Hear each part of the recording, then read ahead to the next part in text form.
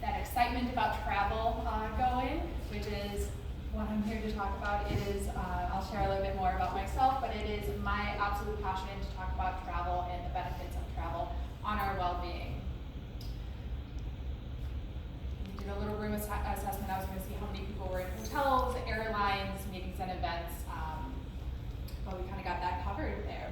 Before we start though, I want you guys to think about a time that you were traveling and it really changed you or impacted you in some way. Maybe it was a specific destination, maybe it was a person that you met during an experience, maybe it was time that you spent with your family or your loved ones. Think about that as I'm going through my presentation, because that is the true definition of transformative travel. So a little bit about me. Alyssa covered a little bit of that. I'm a wellness travel coach and consultant. I have a very different and fresh take when it comes to wellness travel, which we will dive in here on well-being, as well as why people were truly traveling and what it was doing for people. And then after that, I dove into the research on the mental, physical, physiological health benefits of travel, and also the benefits that travel has on our work performance, and was wondering why the hospitality and tourism industry wasn't tapping into this information. So that is some of the stuff I'm bringing for you today. So the purpose of this presentation, when it comes to the legacy concepts, centered around these topics.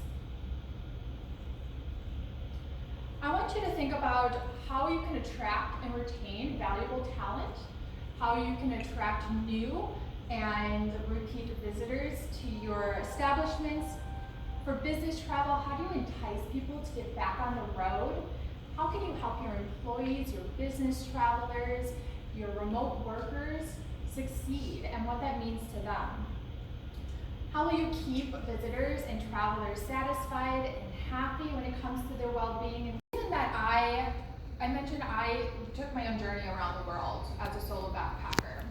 And the reason I got into the business travel, what interested me in the first place, was a little bit of a personal story. I was on a plane next to a businessman. I was flying from Thailand to India, and I was traveling aimlessly. I had no purpose to go where I was going. I just had always wanted to visit India. I just spent months in Thailand.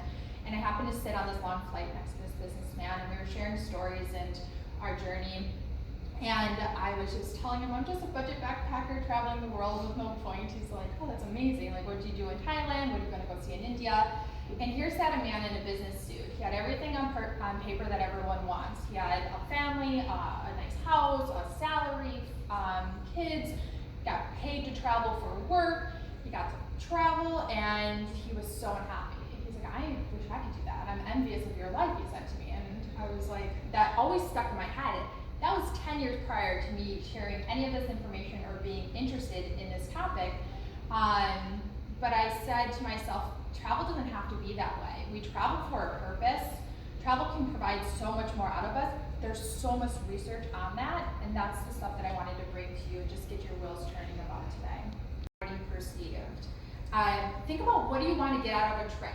What kind of experience are you really looking to have? What kind of value does travel have in the life of the traveler and for the company overall? Why do we even travel for business in the first place? How can we help business travelers make better and more effective decisions? Dr. Richard Carmona said in a Wellness Tourism Institute webinar a few months ago, he's the 17th US Surgeon General, he said we need to take a look at our past for our answers for our wellness and connect the dots between the mind, body, and the spirit, because the elements that we have been looking for have been there all along. He went on to give some examples, which were things like physical activity, local healthy food, and human connection. Those are things that I talk about in this presentation today. Trips, and I'll dive into what that means. Heightened engagement, more connection.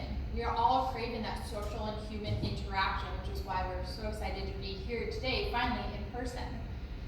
More of a human-centric approach, so really getting to know people on a human level. Changes in behavior for the traveler and the business traveler as well.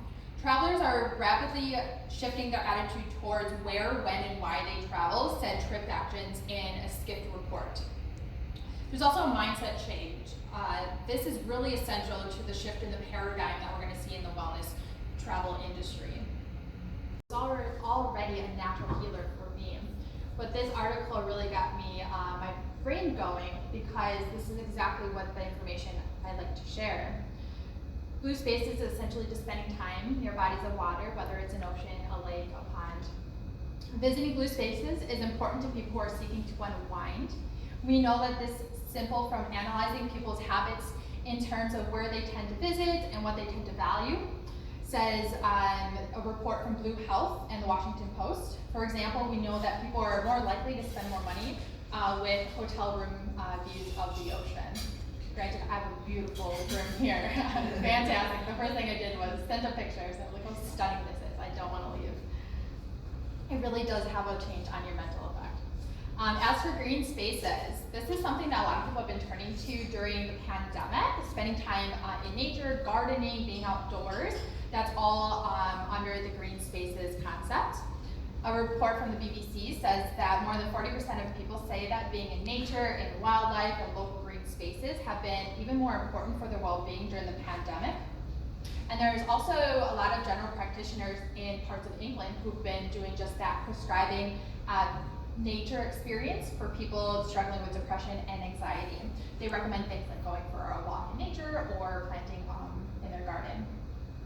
The wellness traveler wants areas of education and wants to feel like they understand the destinations that they're going to feel and feel in touch with it. So things like local culture, local foods, destination immersion, stuff like that.